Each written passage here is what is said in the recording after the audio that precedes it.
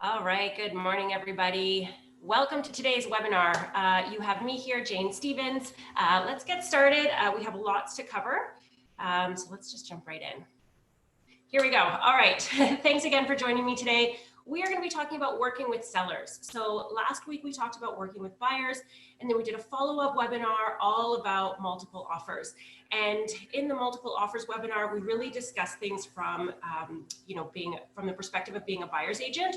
So today I'm going to include multiple offers when you're representing sellers. So I'm going to have that at the end. So we will talk about the listing presentation, comparables, really preparing yourself for that meeting. But as I said, I do want to get through that so we can talk about multiple offers when you are representing the seller. So lots to cover today. Thanks for joining me. If you have questions, if you have input, please share with me. I love to hear from you guys as we do these trainings. So, all right, again, what we're going to talk about today is the CMA, so comparative market analysis. We're going to be talking about the listing presentation, where you can download some templates, where you can, you find templates that you can simply, tweak photos and contact information and really have something that looks really professional and put together. And then, of course, we have marketing that we're going to talk about, how to really promote these listings that you're going to be getting, and then, of course, how to handle offers. So let's just jump right in. All right, so the initial conversation. So it doesn't always happen like this. It's not every day that you get a phone call from somebody saying, hey, will you list my property? It's usually a little bit different, right? It's usually people looking to buy, and it's in your conversation with those buyers that you realize that they have a property to sell. So it's at that point that you probably have to incorporate this kind of conversation. You want details about their home, right? What's their address? How many bedrooms? Have they done any renovations? Because, they've been living in the property for 20 some years. The pictures that you pull up on MLS are probably going to be really outdated, right? So you want to have a conversation with them about what improvements they have made to their home, if any, or if it's still in original condition, right? And hopefully you can take a look at some pictures online and you get a good sense of what they have. Not everybody has been in their home for 20 some years. Sometimes you get people who have only been there for a few years, in which case you should have some pretty accurate pictures online to reference, to look at before you actually go and meet with them in their home and take a look personally yourself. So ask them that question about renovations. Also ask them if they have a price point in mind, right? Now, oftentimes sellers will come back at you with, well, I don't know, that's why I'm contacting a realtor, that's what I need you for. Fair enough, but try to get that price point out of them. You may want to ask them in a different way. So, have your neighbors recently sold? What did they get?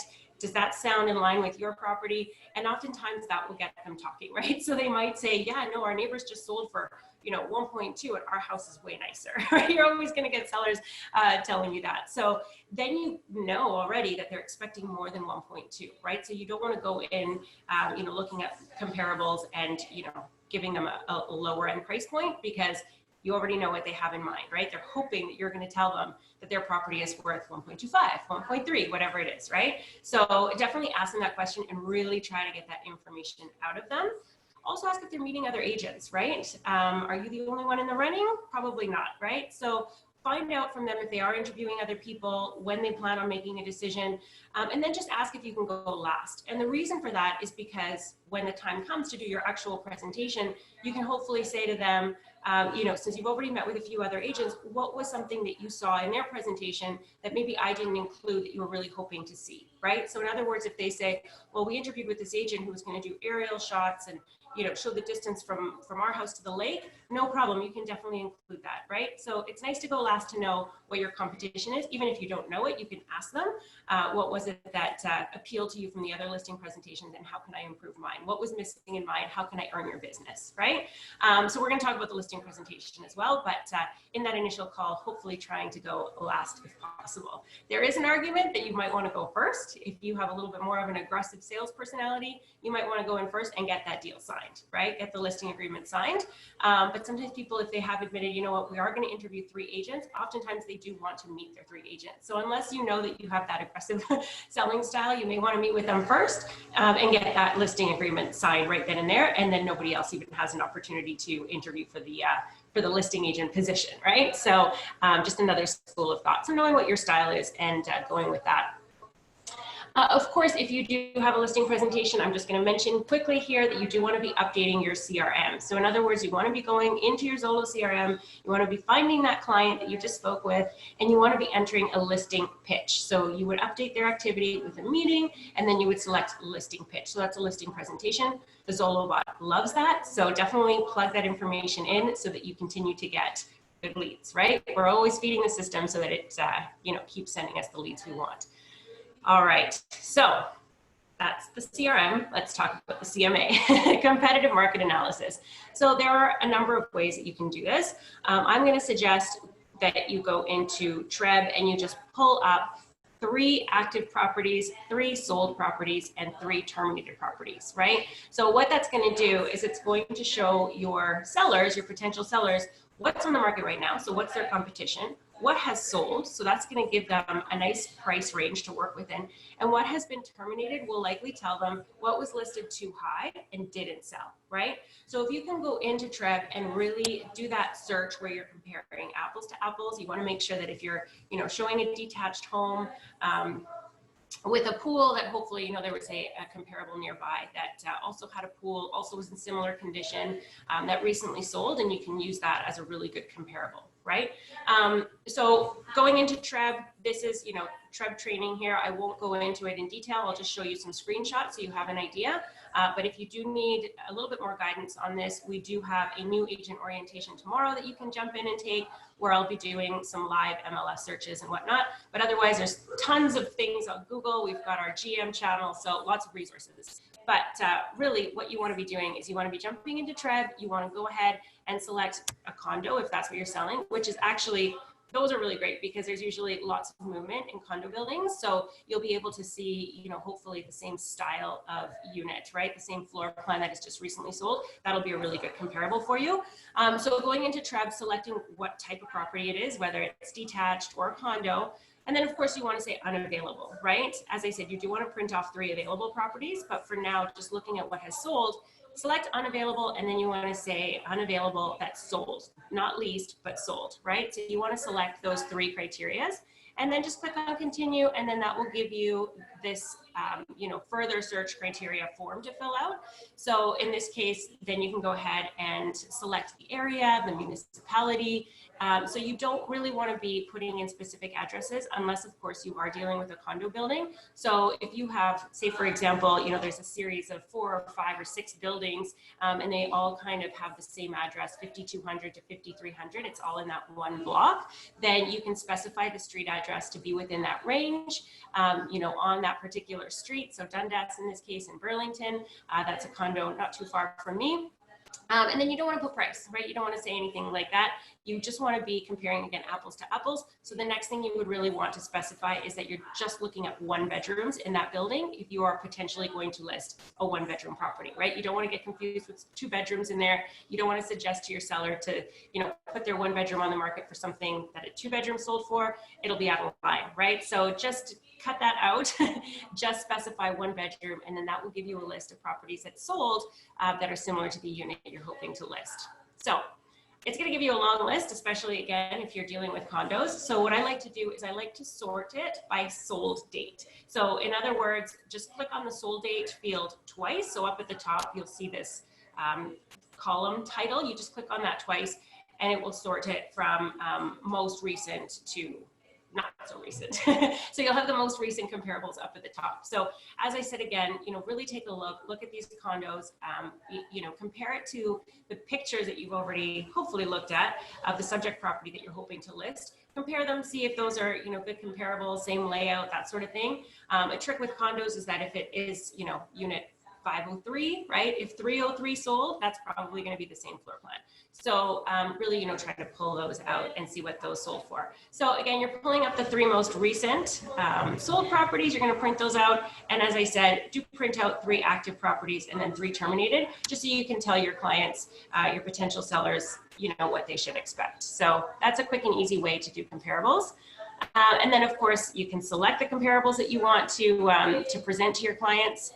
and then you can add it to a cart up at the top. So this is something that I find handy, just because if you do need to refer back to these comparables later, you can add them to a cart and you can create one for your potential sellers, right? So instead of having to do that search all over again and then remember which ones you selected, just select the ones that you want and add them to a cart so that later they're easy to find. So if you haven't used that feature before, it is something that will help you save time later on. So adding those comparables to a cart, creating a new cart with the name of your seller, and then you'll be able to, as I said, add those listings to the cart. It's also useful because once you go to create the CMA, so again, referring to that sidebar in Treb, you see a little button called CMA. You can actually import your listings from that cart. So again, instead of having to jot down the MLS number, it's a really simple way to pull those comparables into your CMA, right? So just trying to give you a few little tricks here. Clicking on that CMA button, and then it should take you to this next screen. You can then create the CMA, right? So you're just gonna add a new CMA, and then you just follow the prompts. It is very simple, but I just wanted to give you that sort of tip of adding them to your listing cart, because once you do create your CMA, of course, you're gonna want to name it your client's name with the address, and then again, just specifying what type of property it is. And then once you continue from there, then you can enter in all of the information. And if you scroll down on this screen, that's where you could import the comparables that you just saved into your listing cart. So there's lots of blanks to fill in here. Don't get overwhelmed by this. Just fill out what you know, what you can. You know, obviously you're going to have your client's name. Obviously you're going to have their address, and then from there, you know, you can enter the comparables, right? And it's going to basically spit out a report for you, so you don't have to worry about that either. So let me just see here. Yeah.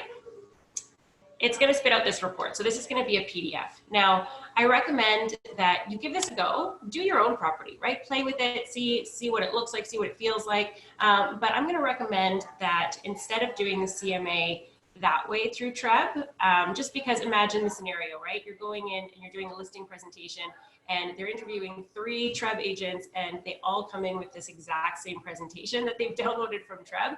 I would recommend you do something a little bit different, but this does work in a pinch. So you can, again, you know, just have that PDF populated and it'll give you this report, and you can pull pages out or in or whatever. You might even want to put it in a separate, you know, Zolo folder, present it in a way that, you know, best works for you.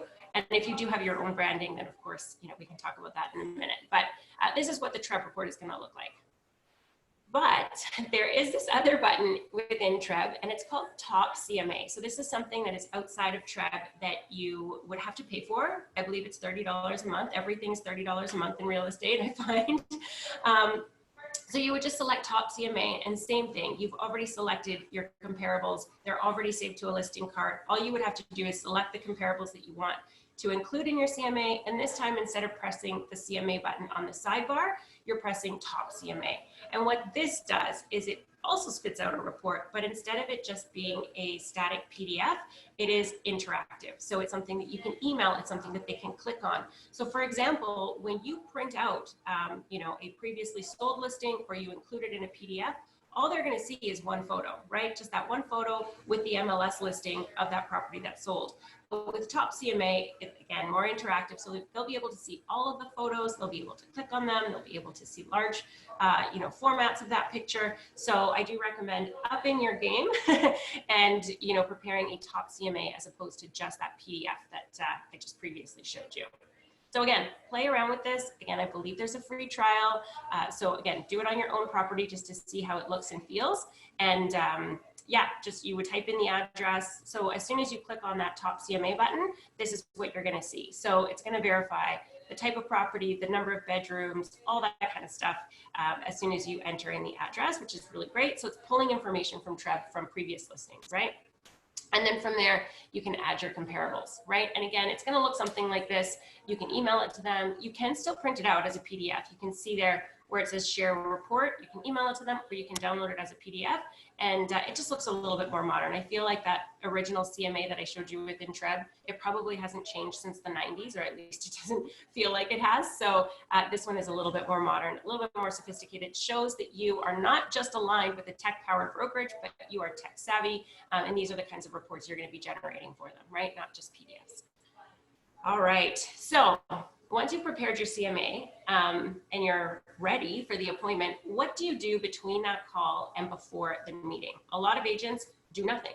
So that's why I also wanted to recommend that you have something in place for you to be in touch with your potential sellers between that time. First of all, you want to send them an email at the very least, confirming your appointment, attaching your contact information by way of an email signature, but something that I think might really set you apart even before you go into the listing appointment, and what might actually make them decide to hire you before they've even met you, is to have a follow-up here between the call and the meeting. So maybe sending out an email, again, confirming the appointment, but then maybe attaching a pre-listing package. So not to overwhelm you guys, I know you already have to present a listing presentation. I'm going to show you guys where to go to get really simple templates that you can just complete. But a pre-listing package is also a really good idea.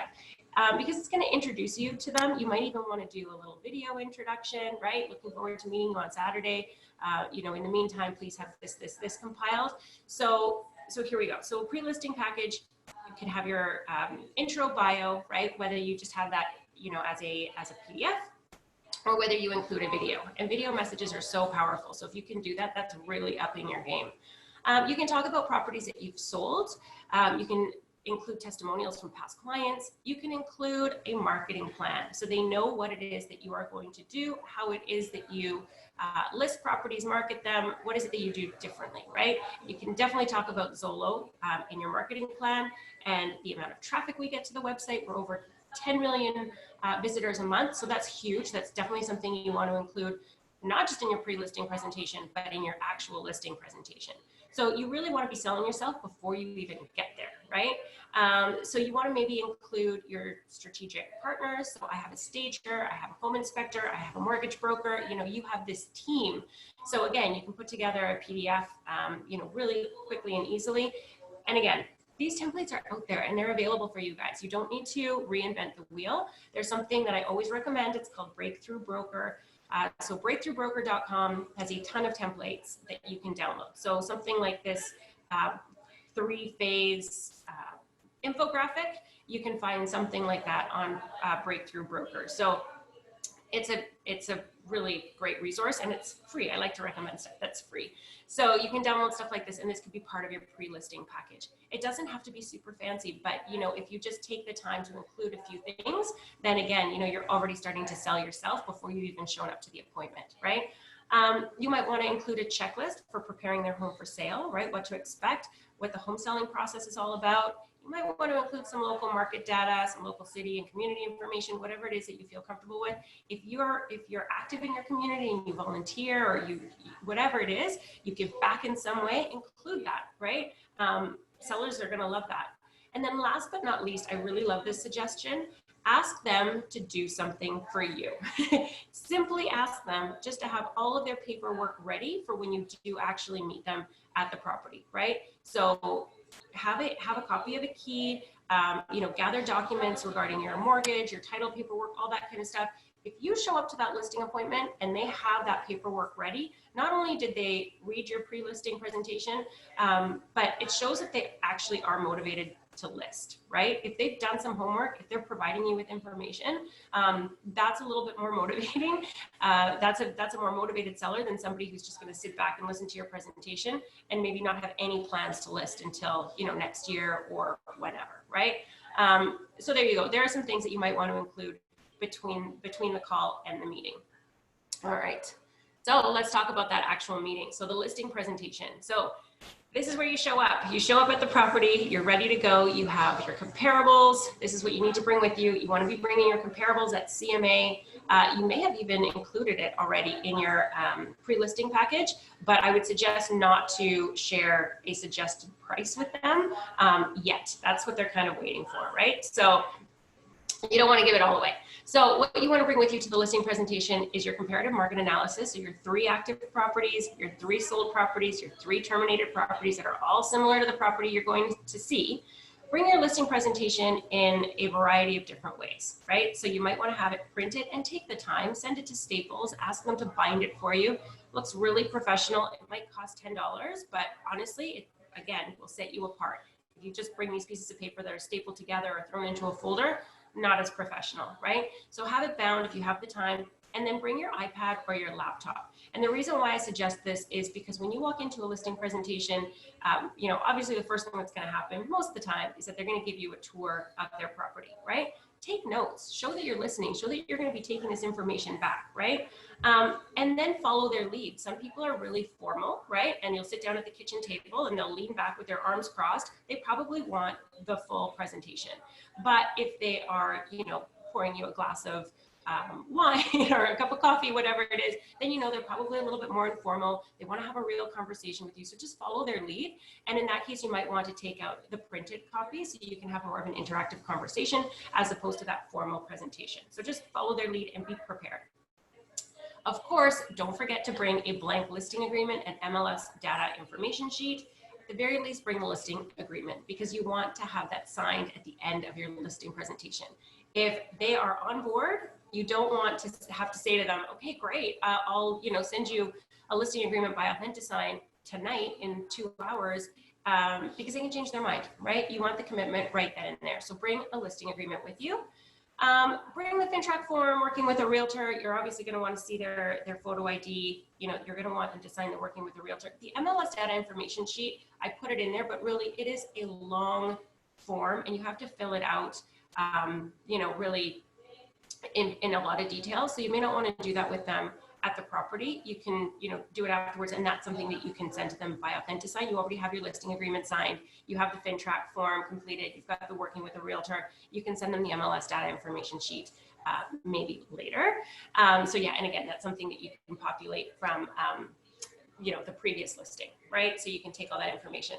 Something that I saw recently that I really liked was a, tell me about your property sheet. And it was literally like, what's included, what's excluded. It was a detailed form. I'll share that with you guys. I didn't include it in the presentation, but I thought maybe that might be something better to do than the MLS data info sheet, just because again, that one is so tedious to complete, but it's a little bit more fun to have a printout that asks them specifically about what's going to be included, right? Is the chandelier included or the drape's going to be included? And it also reminds you of what to ask, right? So super important. Last but not least, if you did ask them in that pre-listing presentation or that pre-listing email, whatever it was that you sent to them before the presentation, the listing presentation, if you did ask them to make an extra copy of their house key, then bring a lockbox with you. That's definitely a closing move. You can let them know, Mr. and Mrs. Seller, sign the listing agreement. I will put the lockbox on your property today. And while you guys are out at the cottage this weekend, or while you're at work, whatever the situation is, I will have my stager come by. I will have my photographers come by, whatever it is that you're offering, and we're not going to bother you, right? It's all going to happen, without you even feeling it, right? So, I mean, oftentimes there will have to be a setup phase before you can actually list the property, right? They may have to declutter, you may want to do staging, all those things. Photos definitely need to be taken, virtual tours at this point. So, but yeah, bring that lockbox. It'll already be on there. You don't have to come back later to do that for showings. And in that way, your team has access to the property. So that's what you need to bring with you. All right, so we have a question coming in. Does listing presentation contain anything else besides your CMA and pre-listing package? Great question. So yeah, it should contain a few more things. So I'm actually going to share with you the listing presentation, I think, right now. So this is a template that I downloaded from Breakthrough Broker. Again, this is all done for you. All I did was change my name and the photo and the contact information. And obviously I included the logo for my brokerage, so Zolo, right? So this is a listing presentation that they have created. And in it, you talk about, your bio, your background, your selling experience. You have them get to know you a little bit better. And then of course it does talk about, the market, the importance of pricing, your property well. So they have, it's probably a 10-page PDF. So they have quite a few slides there that outline a variety of different things, right? So you can talk about the selling process. You can talk about, again, going back to your team that you have, the mortgage broker, the stager, the photographer. So yeah, this is your listing presentation. It definitely includes more than just, hey, this is what your neighbor sold for last year. It's going to tell them about your marketing plan, and you might want to even show examples in there, right? So yeah, there's lots to include with your listing presentation. So great question. Of course, when they ask you about, selling with Zolo, again, going back and talking to them about really the visitors that we have, over 10 million visitors every single month, is huge. Talk to them about the reverse buyer search, which I think I'll talk about in a second in an upcoming slide. But you really want to be talking to them about that, because every single agent that they interview with are going to say that they have buyers, right? But can they show them that they have buyers? Can they prove it? You as a Zolo agent, you can do that. So talk to them about that. Talk to them about the reverse buyer search, which again, I'll talk about. And then talk about being featured on the site. So again, really great things to highlight in your listing presentation. So we've got another question coming in. No, yeah, you're welcome. Okay, so the reverse buyer search. So again, this is in your CRM. So all you have to do is just go into your CRM, as you do every day, go into tools, and under that, select the option reverse search. And so this is going to be really powerful, because again, going back to that example, you're in this listing presentation, you're in this house, and maybe, the property 2 doors down just recently sold. You can pull up that old MLS number and see, or active MLS number if they're still on the market, and see everybody who has looked at that property, who has registered to Zolo.ca.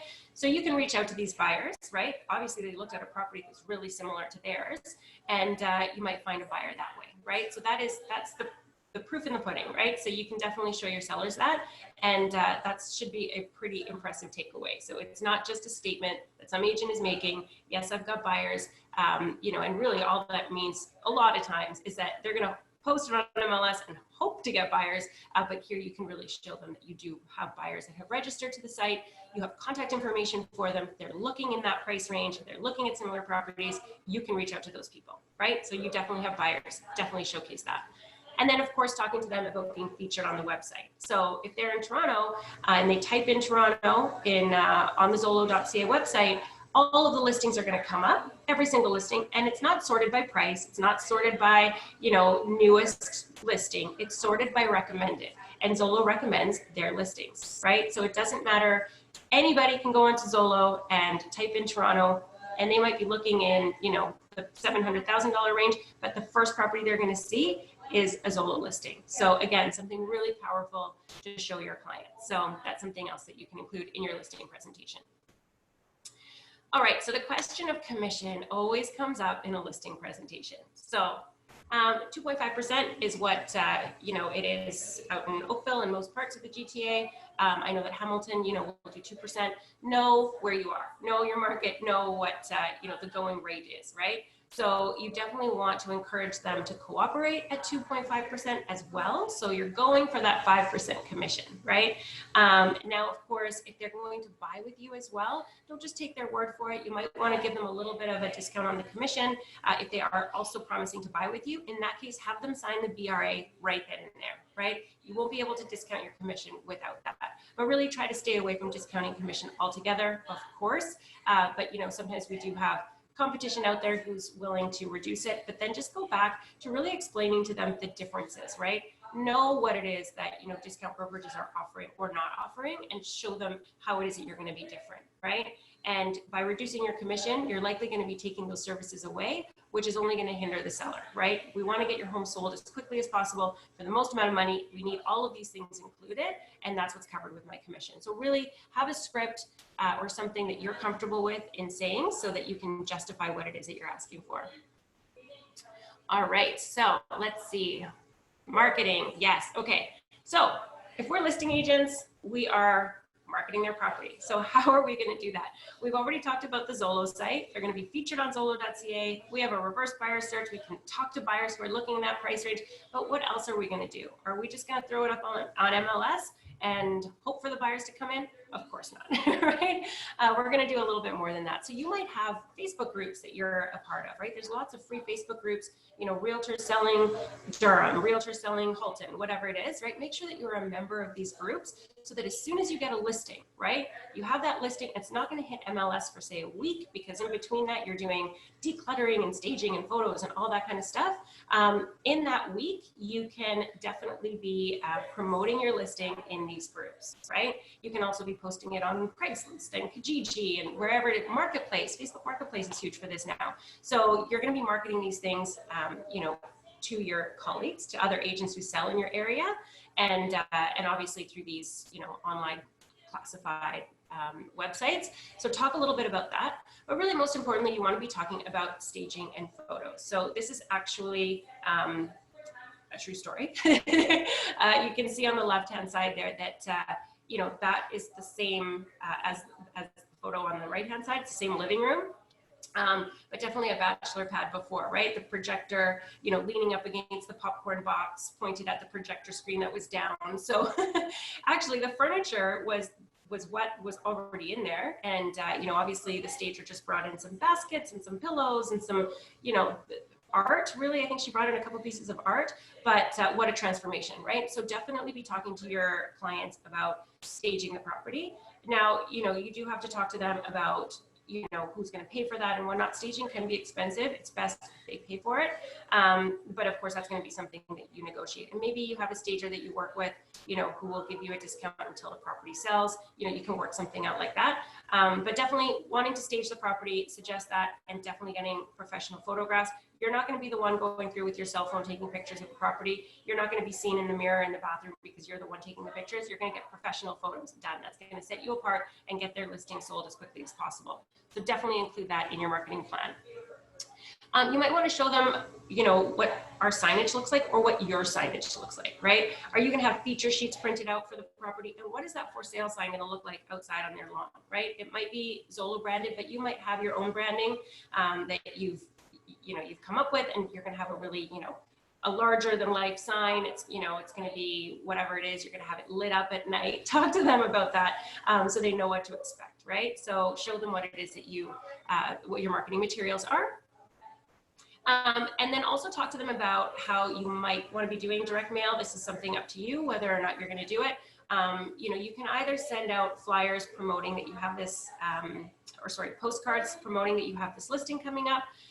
Or you might want to do it digitally, right? You might want to be doing, you know, Facebook ads, whatever it is that you're doing. If you're doing both, show them both. What are your marketing materials? So yeah, so here are a couple of examples. And so Hamid at Sidekicks Media designed these. He is in the office. He is tightly affiliated with Zolo. So if you guys need any marketing materials, Sidekicks Media, he can help you put something together like this.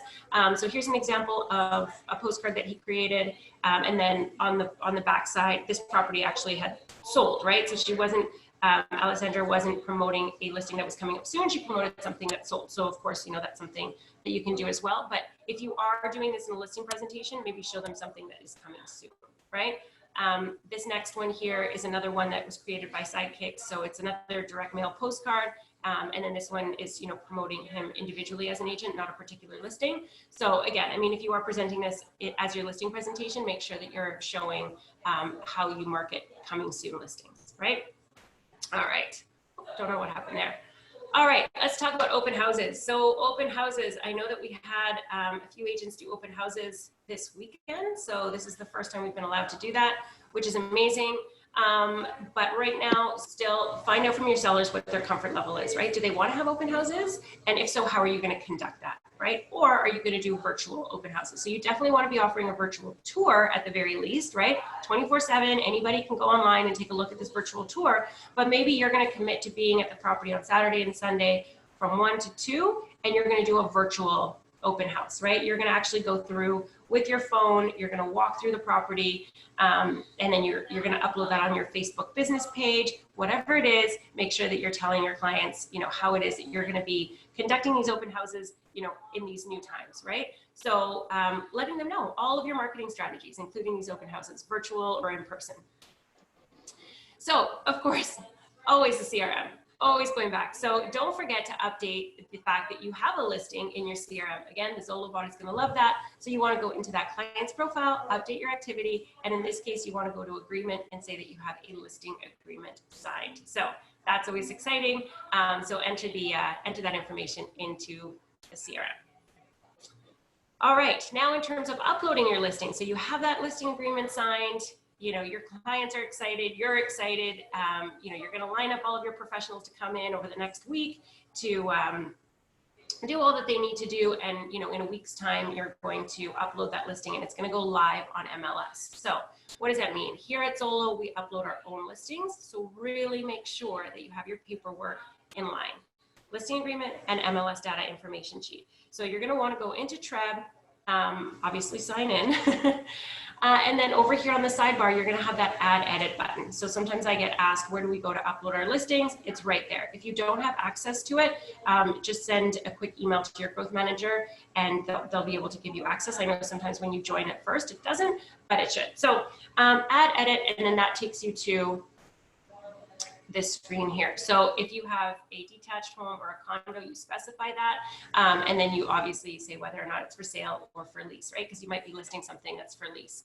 If there is a listing, a previous listing for this property, there is the option of cloning the listing. So in other words, you just click on that, you take that old MLS number, and it's going to auto-populate all of that property's information into a new listing for you, right? You do want to be uploading your own photos, but sometimes that saves you a little bit of typing if there's a you know, an old MLS listing that you can copy from. All right, so let me see, I've got some questions coming in here. Do you have some templates to make our own postcards? Don't we send info to office to upload the listing? Okay, yeah, no, so that's what I'm talking about here. So we upload our own listings. There isn't somebody in the office that does that for us. But having said that, you know, you're uploading your own listing, and then you definitely want to be sending the paperwork to the deals department within 24 hours. So you'll be able to do that through web forms. But yeah, so really making sure that your listing paperwork is in line. So we upload our own. In terms of templates to make your own postcards, again, Breakthrough Broker has a bunch that you can download. Canva is something that I've been using lately, so C-A-N-V-A. There's templates there that you can definitely download and, you know, make your own. You can change the pictures, that sort of thing. But Breakthrough Broker is designed for realtors, and that one is a little bit more plug and play, so a little bit easier to create your own there. Better send us the presentation. Yes, this presentation is being recorded, and I will definitely upload it for you guys. Awesome, awesome. Yeah, my pleasure. All right. So, okay, coming back to the paperwork. So up at the top, you see these two circles, right? So I've been talking about, you know, you had that listing presentation with the sellers, and you're getting the property ready, and you're not going to actually hit MLS for another week. So you can actually have both circles signed, right? It's an exclusive listing agreement between today and a week from now, and then it's going to go on MLS in a week from now, right? So just specify what dates. You can have the sellers initial both circles, and then just specify, you know, the period that it's going to be exclusive. So the period of time that you're allowed to post this listing on those Facebook groups, on Kijiji, on Facebook Marketplace. You have an exclusive listing right now. It hasn't hit MLS. And then, you know, in a week from now, you know, just specify that date under where they've initialed for MLS. So you can actually have this contract as both, right? Exclusive and an MLS agreement.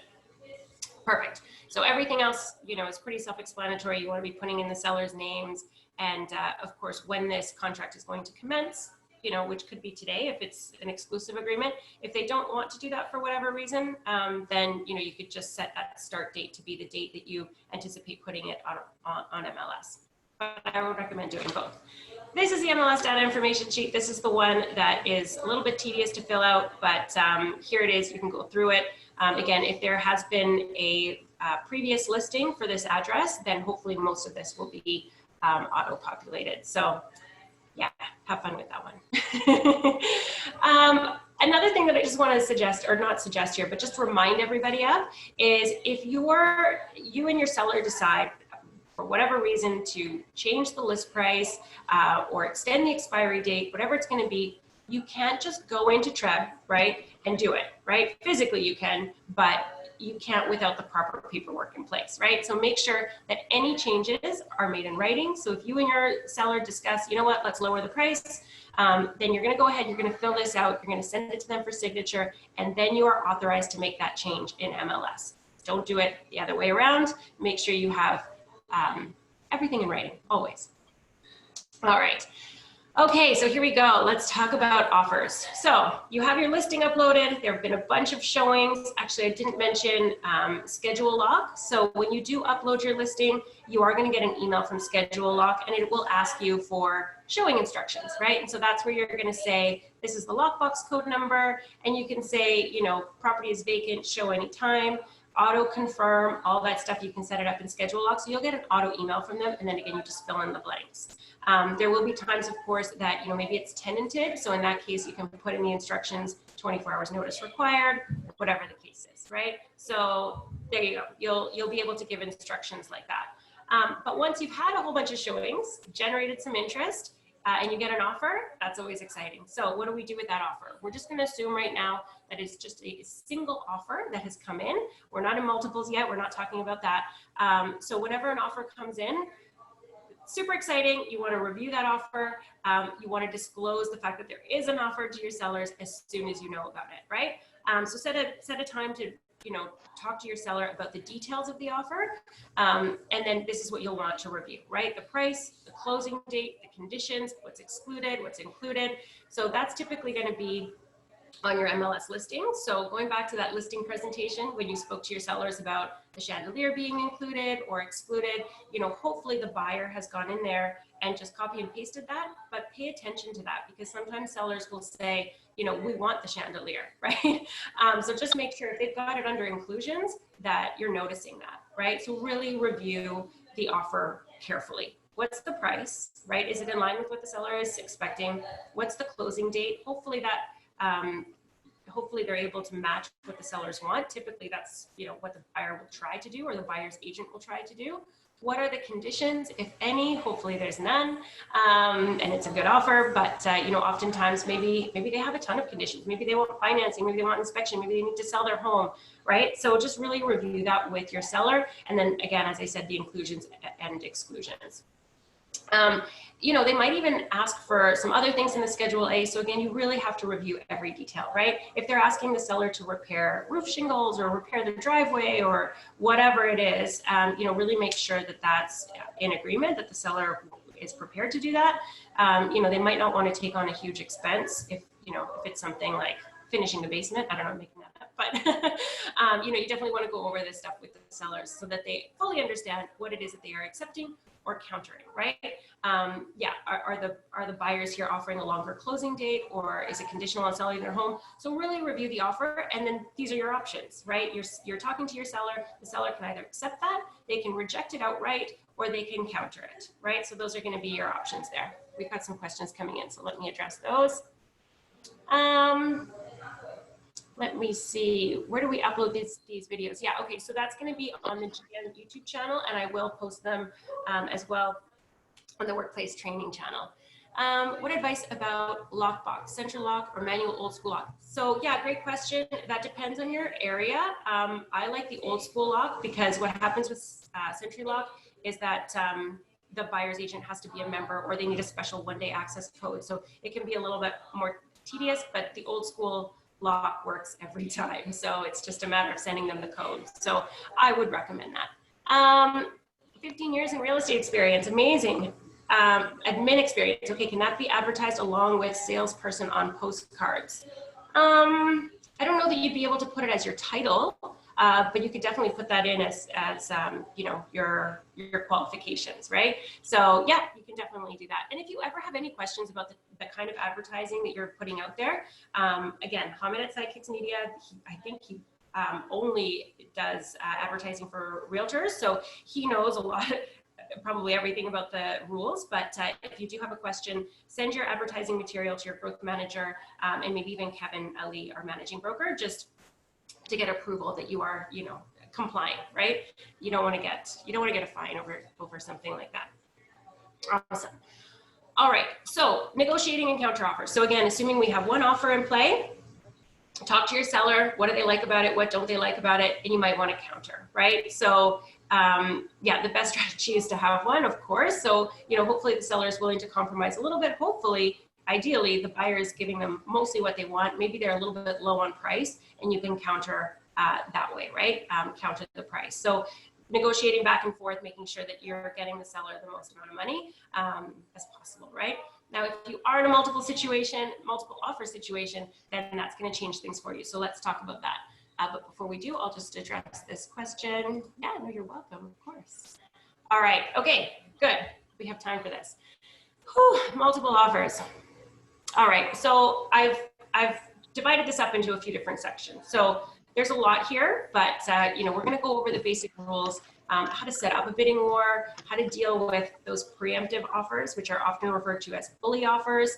You want to have a offer registration day and time, and then you want to know when you're presenting to your sellers, obviously. So that will all be, determined beforehand. And then how do you deal with these competing offers? What happens when there's multiple representation? What happens if there's commission reductions? And then disclosing the price, right? When you can do that and when you need to wait. So lots to talk about here, but really the takeaway is going to be disclose, disclose, disclose everything, right? When you have multiple offers, you want to be telling those people how many offers are in play. There's lots, so let's get into it.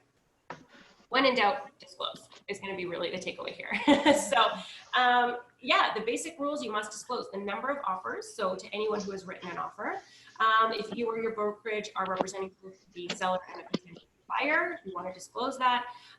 If you or one of the other buyer agents is reducing the amount of commission, you need to disclose that. So any changes to the offer process. So for example, if you had a client who did not want to look at preemptive offers, right? But then a preemptive offer comes in and you inform your seller of that, you want to know the details, you need to express that to everybody else, right? We've received a bully offer, preemptive offer, and say we're going to be reviewing offers today at 7 instead of Sunday at 5, right? So if you are going to be changing things, everybody needs to know. And in that case, they probably wouldn't have already written you an offer, so you would have to disclose it to everybody who's looked at the property, right? Because you're moving that presentation day and time. So you want to tell everybody that that's changed in case they are interested, right? If they were thinking about making an offer on Sunday and you're looking at something now, disclose. So as I said, that's going to be the major takeaway. But how do we even set up a bidding war? So first of all, you want to be talking to your clients, right? You may even talk about this, and you should, at the listing presentation, right? Do we want to price it in such a way that it's going to generate multiple offers? And if that's the case, you usually give about, it says right here, 60 days from the date that the property is listed for sale. So for example, oftentimes we'll see property in the market on Tuesday, right? So they're live on MLS for that week. There's a bunch of showings over the weekend, and then maybe you ask for offers to be registered on the following Tuesday, Monday or Tuesday, right? So you want to make sure that whatever day and time you select, it's going to be convenient for your sellers. So the sellers are in control, they're in the driver's seat, right? So if they're going to be at the cottage until Monday, let's review offers on Tuesday, right? So make sure that the sellers are going to be available. You can meet with them in person to discuss all of the offers that you receive, and hopefully, you do get a number of offers.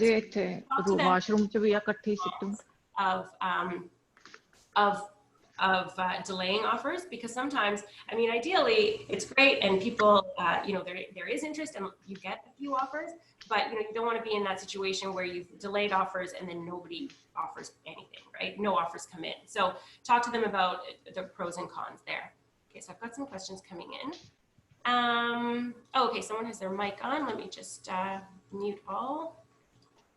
Okay, that should do it. Thanks for letting me know. All right, so if you are going to set up multiple offers, then you do want to put it in your MLS listing, right? So you're going to put it in under brokerage remarks, and it often looks like this. Offers, if any, will be reviewed on August 8th, whatever it is, at 7 p.m. at the property. Register by 5 p.m.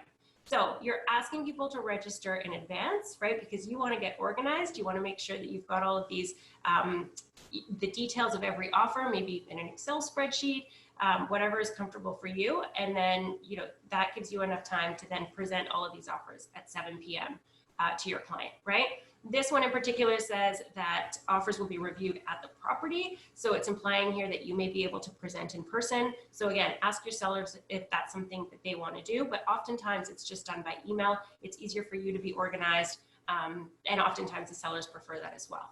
So as I was saying before, explain the pros and cons of delaying offers, just because again, if nobody offers, then it might look like the property is overpriced or it's not desirable, right? And then you'll get calls from other agents hoping to come in lower than the price you've listed it for. So that would be a con, but hopefully, and most of the time, and really what we're seeing right now is that multiple offers are happening. So if you price it right, so not extremely low, because you don't want to, especially right now, have a whole bunch of unnecessary showings, right? You don't want to have, a listing that's worth 850,000. You don't want to list it for 599 and then have a whole bunch of people coming through that are only qualified for 650, right? That's too low. So, price it aggressively, slightly lower, that magic, 799 or whatever number you want to use, is often, a good call for multiple offers. And then, wait for those offers to come in. All right, so delaying the offers. And then here you see an example of seller reserving the right to entertain preemptive offers. I would really recommend staying away from that. Suggest to your buyers, or sorry, to your sellers, either we delay offers or we accept offers anytime. But to say we're delaying offers, but we reserve the right to entertain preemptive offers, then really you're saying offers anytime, right? And this will actually really result in more work for you, because if you are suddenly going to entertain a preemptive offer, you're going to have to notify everybody that that's happening, right? So it's best to accept offers anytime or just delay the presentation and stick to that, right? Awesome. So we have some more questions coming in. If you do not add the preemptive acceptance, does it mean you must accept offers on the offer date only?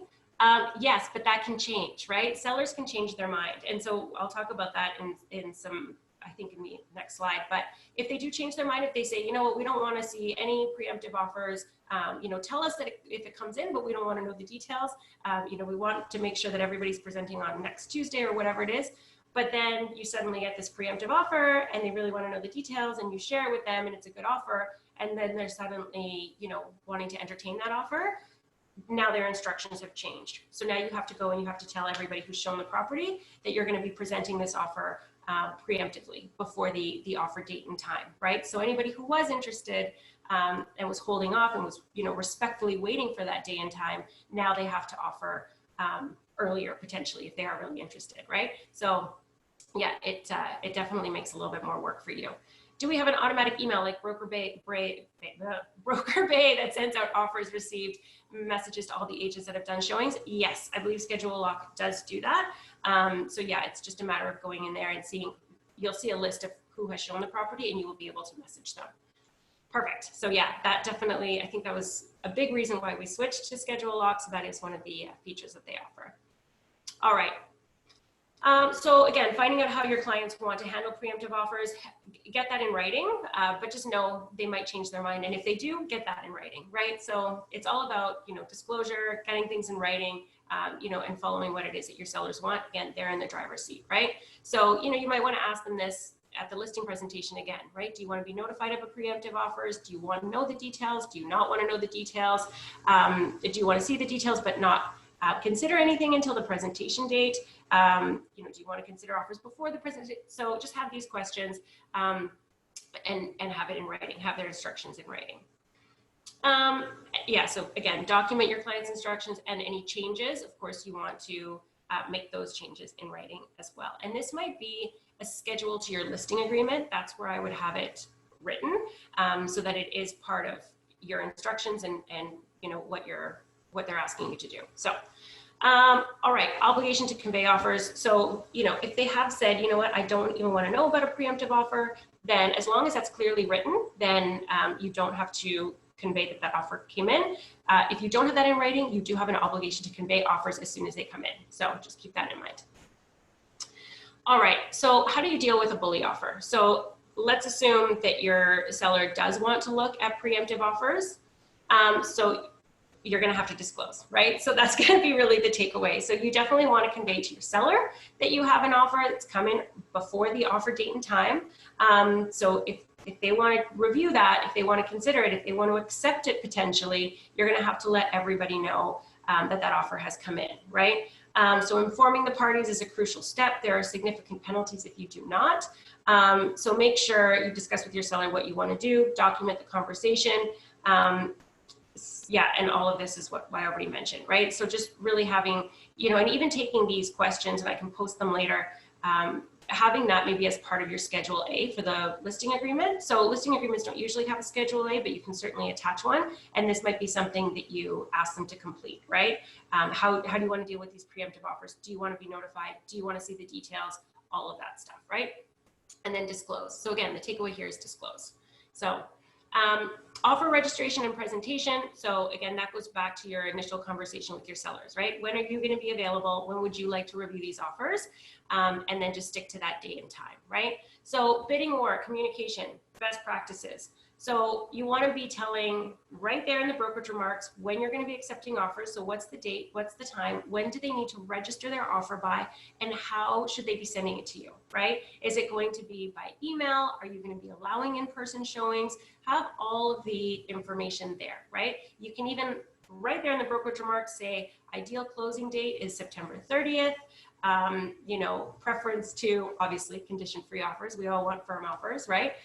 You may want to say, please have deposit check delivered with the offer. So I know, you know, sometimes there have been listing agents that I've heard from that have received multiple offers.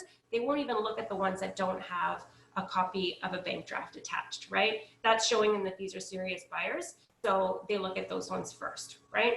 And then they might review the other ones to see if there's anything that really blows them out of the water. But that deposit check, if the seller is asking for it, make sure that that's, you know, what you're presenting first. So communication, staying on top of everything, really informing everybody who has submitted an offer, the number of offers. So thankfully we do have technology in place here. Again, going back to schedule lock, that should inform them of offers coming in. I'm sure you guys have all been on the receiving end of those emails, right? You've shown a property and then you get an email saying, there's 2 registered offers, 3 registered offers, right? So you know, right? So this is something that schedule lock will do for you, but just really make sure that it's accurate, right? So if the system is sending out 3 offers, but you have 6, make sure that, you know, it's updated correctly. So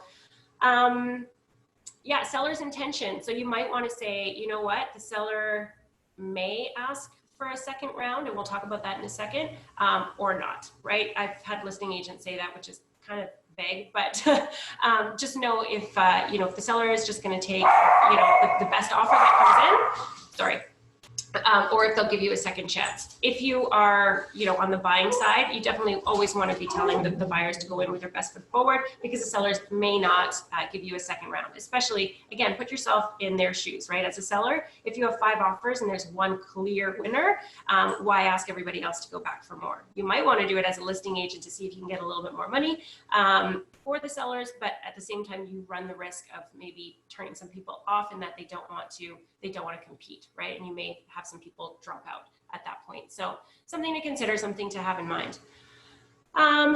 Okay, so a listing agent cannot indicate that they have an offer unless they have received the offer or signed 801. So sometimes you'll know that sometimes buyer agents will send an 801 without the offer, and then they'll send the offer, you know, closer to the time of your presentation time, right? So if you have just the 801, you still have received an offer, so you do want to disclose that as an offer being received. You want to keep copies of all the written offers, so, you know, have a folder somewhere that you save these, because if you're doing it electronically, that's how you're going to save them. You'll have them in a folder. Buyers who made an offer on a property can request that RICO validate the number of offers that were presented. So again, you definitely want to be disclosing the truth. You want to have an 801 or an actual offer, and those are the ones that you're counting. Those are the ones that you're disclosing, and keep a copy for your record so that if you are asked to validate that number, you can, you know, easily prove it. All right. So offer registration times, I've already talked about this. So, you know, having an offer presentation time, say 7 o'clock, and asking everybody to register by 5, right? So that way, you know, you confirm the existence of signed offers, and again, really, you can disclose this, right? Everybody will know what's happening. Yeah, so this is, again, already what we talked about. Just make sure that you're disclosing the number of offers essentially here.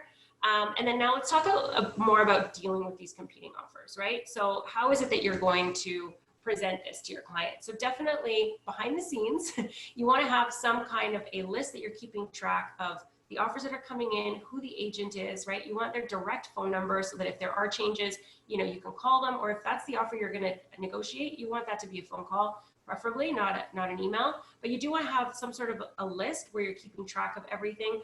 I mean, we've seen situations where there have been 23 offers. If there are 23 offers, if you're the listing agent, you definitely need to be organized. Have some sort of an Excel spreadsheet at the very least, where you are, again, keeping track of the agent who submitted the offer, maybe the buyer's name if that's how you track things, and then certainly, the price, the deposit amount, the irrevocable date and time, the closing date, the conditions, did they submit a check? So if you have columns for all of this stuff, then you can very clearly enter in the information for all 23 offers. If that's the situation you're in, it will help you present it to your seller, right? So super important to be organized. And also, this will ensure that yes, this is how many offers you have, right? You're keeping track of it all.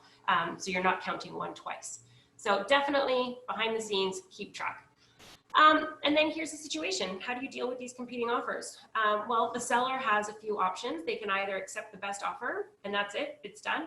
They can negotiate with one buyer and then they can do a couple of things with the rest of them, right? You can either reject all the other offers or you can advise the other buyers that the seller is working with one particular offer right now and you'll keep them updated as to what happens with that, right? Or you can just simply reject all offers.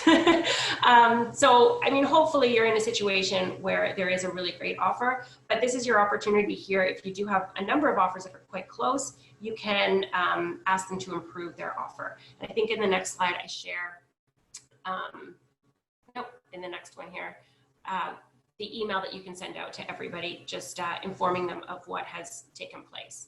So yeah, sending them back to improve, often referred to as a second round. This is a sample email. So you would be sending it from you to yourself. So please make sure that you are BCCing all of the buyer agents. You don't need to tell everybody who's involved. So BCC them so they don't know who else has offered. And then thank you for your offer. We've received 23 offers.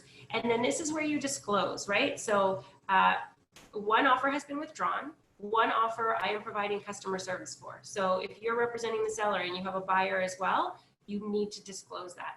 Disclose it in writing, disclose it to everybody all at once. Disclose.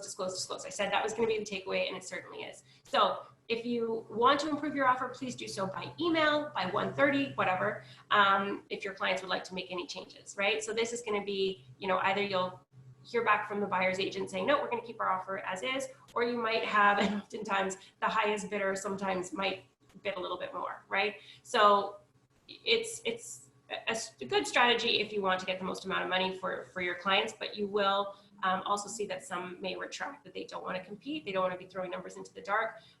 So hopefully, it's not your highest bidder that does that. So this is the second round email to disclose and let everybody know. So last couple of things here, multiple representation and commission reductions. I'm simply just going to say this, you need to disclose. So multiple representation, so if the seller and the buyer are represented by the same brokerage, you need to disclose that. So going back to that email that I just showed, you can disclose it there. Or if multiple buyers are being represented by the same agent or brokerage, then that needs to be disclosed as well. And then last but not least, if you have a buyer's agent who is reducing their commission, that also needs to be disclosed. So if they're reducing it from 2.5 to 2%, that might be the winning factor. So you need to disclose that as well, right? So as I said at the very beginning, disclose. And then sold price, you do not disclose until you have a firm offer. So you need to make sure that there are no conditions, they've delivered the deposit check. It's only then that you can disclose the sold price. Otherwise, everybody's just gonna have to wait until a deposit check gets delivered. So revealing the sold price, you have to hold that back until you're allowed to do so. All right, so we've got a few questions coming in. I know we're just over time here a little bit, but I do want to get to your questions. So can new agents get personal help from the office? I may need a listing soon, and I know of a multiple offer situation. What kind of support can we get from Zolo? Absolutely, yes. So you have a ton of support at Zolo. You have your growth managers. They're just a phone call away. So yeah, definitely reach out to your growth manager for any assistance, especially if you're new and you have a listing coming up soon. Congrats, that's amazing. That's a great start. Reach out to your growth manager. So the offer where you're providing customer service, if you reduce the commission, what do you have to communicate to the other specifically? So you would have to specifically say that's a good question. You'll disclose it all. You'll disclose that you have, that you are representing one of the buyers. And then if you're reducing the commission, you would have to state like what you're reducing it to. So again, just disclosing those numbers. Do we change the status to sold as well? Yes. So again, we are the ones that have access to the listing. So you upload it. So yes, definitely when when it sells, even when it sells conditionally, please do that right away. So many times listing agents don't do that, or it's, you know, they take days sometimes to put it up. Our MLS rules state that you need to update that, I believe, within 2 days, but do it right away, right? You don't want a whole bunch of calls and showing requests when it's sold conditionally, right? So definitely update sold conditional and say what those conditions are and when it expires right there in your MLS listing, and then definitely update it to sold when it sells. Awesome. All right. I think I got to everybody's question. So if you have more, feel free to reach out to me. I am going to post this on the workplace channel. I'm so glad I got through that all. 12:05. Awesome. Thanks, you guys. I love getting questions on these ones, and my pleasure. All right. We'll see you on the next webinar. Bye, guys.